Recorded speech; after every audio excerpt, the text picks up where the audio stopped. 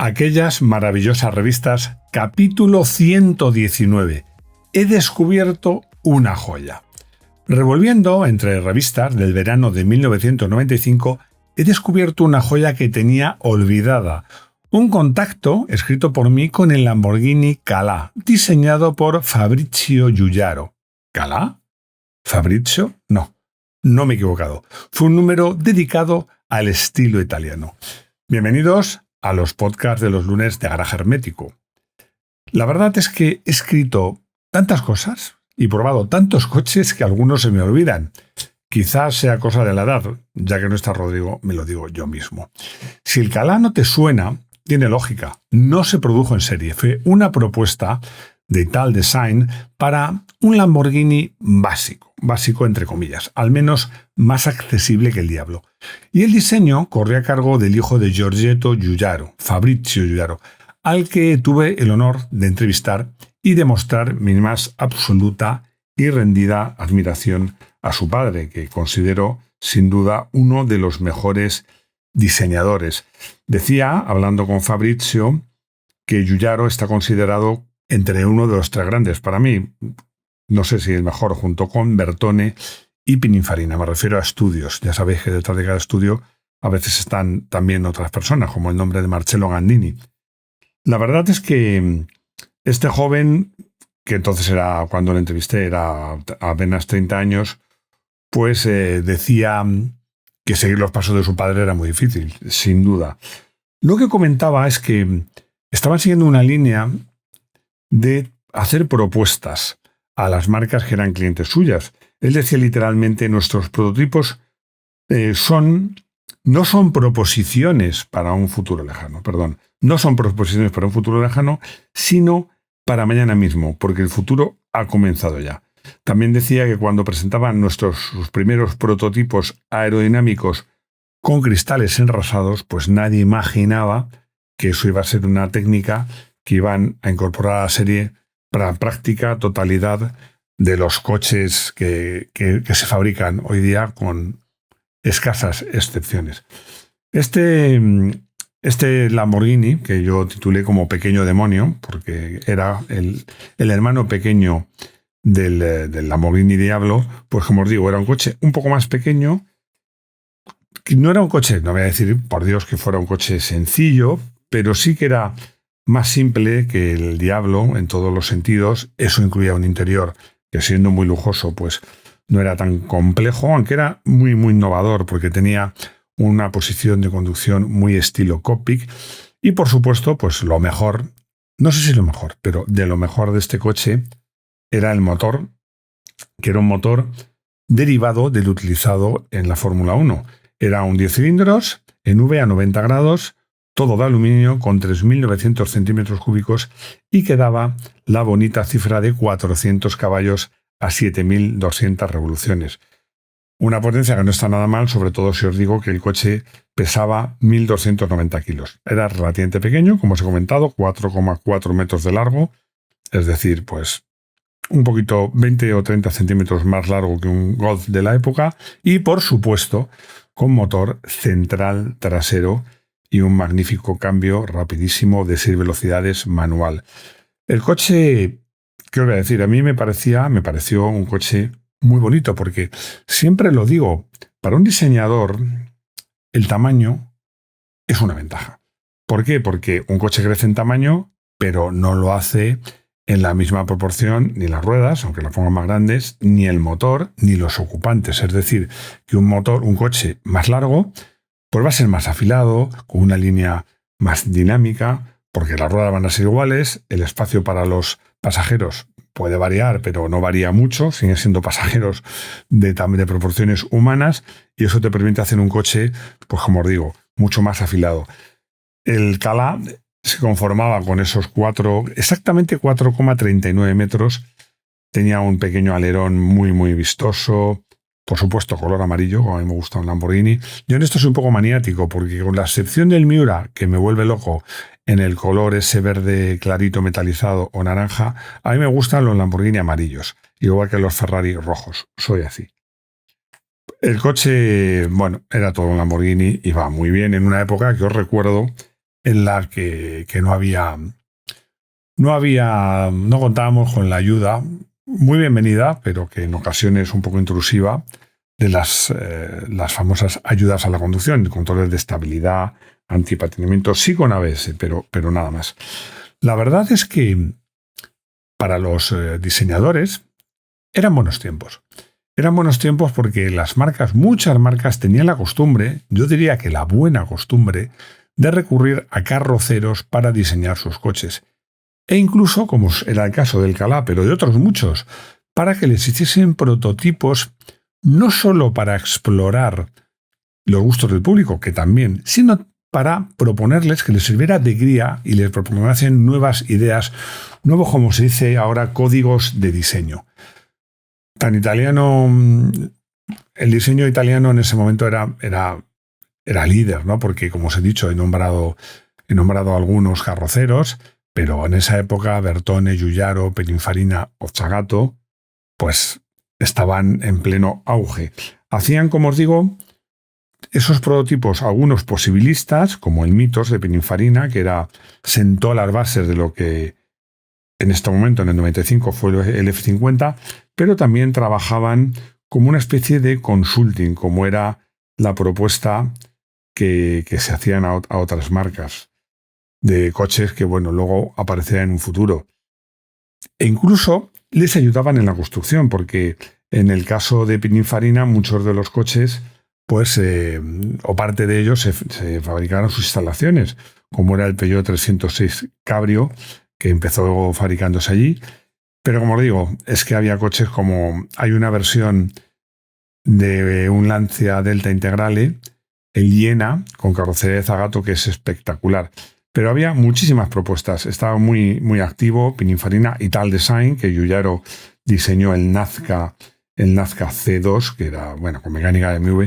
Como os digo, eran tiempos dorados para los carroceros, porque muchas marcas recurrían a ellos para solucionarles este problema. Esto poco a poco se ha ido perdiendo y yo creo que es también un poco propiciado por el diseño con ayuda por ordenador. Cada vez los centros de estilo propio de cada marca han ido cerrando el paso a los diseñadores externos.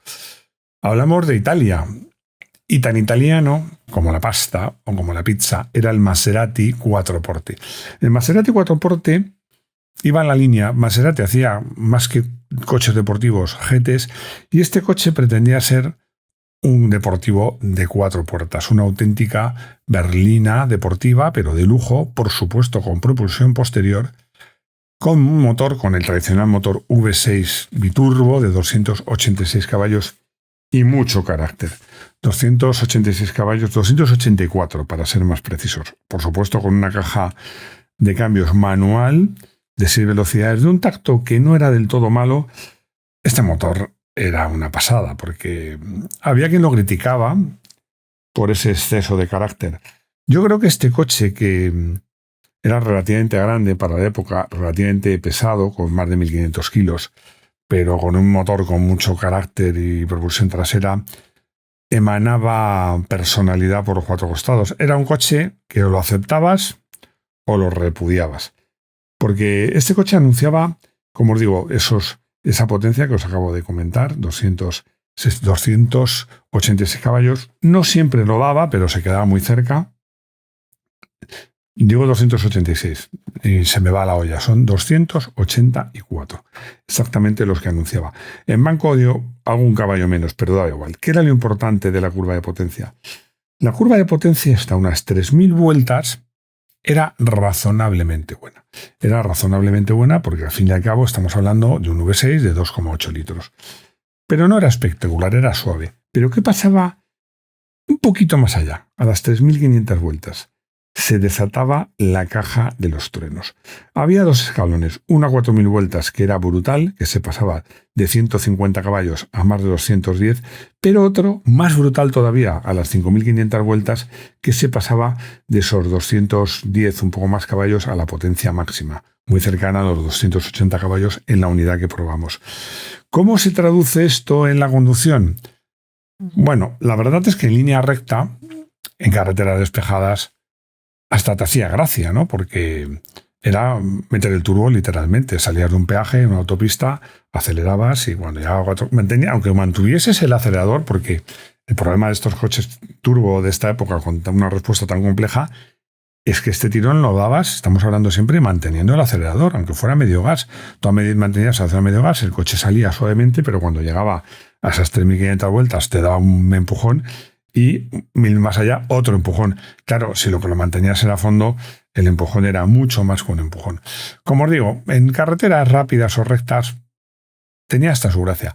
El problema era cuando te metías en carreteras viradas, en carreteras de curvas, porque tenías que prever esa llegada brusca de potencia, esperarla, y no era fácil. Lo cierto es que al final le acababa cogiendo el gusto, porque siempre digo, siempre os he comentado, que cada vez que veo una prueba de estos Maserati de esta época, siempre aparece el coche de lado. Y es que cruzarlo era relativamente fácil en seco. En mojado, a mí me preguntó un propietario de uno de estos coches, cuando llueve, ¿qué hago? Y yo dije, pues coger un taxi, porque realmente, os lo digo en serio, bromas aparte, conducir este coche mojado, sobre todo si había zonas de la carretera encharcadas o eran carreteras en no muy buen estado, requería muchas manos, muchas manos. Vamos a hablar de un coche que ya cuando apareció, muchos periodistas, y yo me incluyo entre ellos, lo consideramos lo que los ingleses llaman un instant classic, un coche que desde que aparece nuevo está llamado a convertirse en clásico. Y es el Fiat Barchetta. Insisto, Barchetta y no Barchetta, porque la CH en italiano se pronuncia como si fuera una C, o una Q, o una K, como queráis. Fiat Barchetta, que era ni más ni menos que un Fiat Punto, pero muy elegantemente vestido de sport. La verdad es que el coche, lo digo siempre, me voy a repetir, que es particularmente difícil hacer coches coupés o descapotables bonitos cuando son pequeños y cuando son tracción delantera. Pero en este caso, pues la verdad es que el coche se había conseguido, era un coche muy, muy bonito, que no llegaba ni siquiera a los 4 metros y que la verdad es que llevaba un motor de solo 130 caballos, que ojo, no está mal porque el coche raspaba la tonelada. A veces con el equipamiento la pasaba por un poquito, pero lo cierto es que este motor 1.8, 16 válvulas con 130 caballos, para este peso conseguían que el coche fuera bastante dinámico y muy divertido. Especialmente divertido en zonas sinuosas, porque su reducido tamaño y peso pues hacía que disfrutar de carreteras viradas, sobre todo a cielo abierto, fuera una auténtica gozada. Era un coche, como hay coches que dices, ¿cuál es su mayor virtud? Si me preguntáis la mayor virtud de este coche, no voy a decir el motor, el cambio, el bastidor. Bueno, podría decir que la carrocería, que es muy bonita. No, yo creo que lo mejor de este coche era que lo que yo llamo un coche redondo. Que no había nada especialmente destacable, ni el motor era extraordinario, ni el bastidor, ni el cambio. Nada era destacable, pero todo era bueno. Y al final conseguías un coche muy equilibrado, muy divertido de conducir y que, como os digo, pues era realmente un coche redondo y que hoy día es que lo pruebas y sigue siendo un coche muy agradable de conducir. Vamos a seguir con coches italianos y pocas cosas hay más italianas que los Alfa. Y bueno, pues es que se presentaban el 145 y 146 con el motor 1.7 de 16 válvulas. ¿En qué se diferenciaban? Pues en la parte trasera. El 145 eran 2 volúmenes, el 147 eran 3 volúmenes. Pero ambos contaban con el mismo motor que tenía de todo, porque tenía doble inyección, 4 válvulas, bueno, de todo no, porque no tenía tan turbo. Y daba 129 caballos. Este motor es un motor que iba muy bien. Realmente estoy viendo la curva de potencia y de par y eran magníficas. Además, me hace gracia la mala fama que tienen los coches italianos que mienten. Bueno, pues este motor que anunciaba en los catálogos 129 caballos, todas las unidades que probé daban más, pero apreciablemente más. Estas dos dieron potencias muy parecidas, 145 caballos y 134 y pico, o sea que realmente estaban ahí, y el par igual. Eran dos coches tracción delantera, pero pese a ellos yo creo que sí que tenían el espíritu de un Alfa. Me parecían bonitos. A mí, desde luego, me gusta más el 145, que además tenía esa luneta que en la parte inferior hacía una V. Me parecía más bonito y más dinámico y más deportivo. Y lo cierto es que cuando digo que eran verdaderos alfa, es que, entre otras cosas, pues tenían un comportamiento magnífico, un puesto de conducción muy bueno y también un acabado que no era malo, pero tampoco era espectacular. Vamos a abandonar Italia para irnos a Francia, aunque seguimos hablando de coches bonitos, porque os voy a hablar del Renault Spider, pero de la versión de competición. Lo cierto es que este coche, que era, como os digo, lo más bonito de este coche era el bastidor, que era una especie de monocasco de aluminio, muy bonito, que alojaba las suspensiones independientes bastante sofisticadas, por supuesto biplaza, motor transversal, un coche muy compacto de 3,8 metros, muy ligero porque pesaba 700 kilos y claro, con esa ligereza, pues el motor, que era el mismo del Clio Williams, pero ya un poco más apretado, vamos a decirlo así. Estoy hablando de la versión de competición, que se acercaba a los 200 caballos, daba unos 180, hacían que este coche fuera espectacularmente divertido. Muy divertido y muy eficaz, aunque eso sí, también tenía su carácter. Y nos vamos al motorsport. Nos vamos al motorsport porque vamos a hablar de Fórmula 1. Vamos a hablar de Fórmula 1, aunque hablar de Schumacher, que dominaba el campeonato, no voy a decir que siempre, pero muchas veces supone hablar de polémicas. Lo cierto es que Schumacher, con su precioso Benetton Renault, dominó a placer el Gran Premio de Francia, donde no hizo la pole, curiosamente la hizo Damon Hill, pero sí ganó con un cierto margen, le sacó 31 segundos de ventaja. La verdad es que pues el coche iba muy bien, tenía mucho ritmo, como se dice ahora, y que la polémica llegó en el Gran Premio de Gran Bretaña. La verdad es que aquí se pueden ver las cosas de muchas maneras. Una de las que se puede ver es que Schumacher iba por detrás de Hill y de acabar así, pues le iba a recortar. No muchos puntos porque estaban peleando por posiciones retrasadas, pero le iba a sacar puntos. Y Schumacher ya sabéis que es muy expeditivo. En la única curva donde era posible, pues Damon Hill intentó pasarle y, como os digo, Schumacher no le valía que Damon Hill acabase adelante. ¿Qué pasó? Bueno, pues que al final Hill arriesgó probablemente un poquito demasiado y Schumacher no perdonó. Le cerró y los dos acabaron fuera de la carrera. Bueno, esto, como os digo, pues beneficiaba sobre todo a Schumacher porque iba líder del campeonato. Damon Hill es un piloto demasiado bueno de bondad, no de habilidad, como para ser un supercampeón de Fórmula 1, porque un campeón lo es. No sé, puede que sí.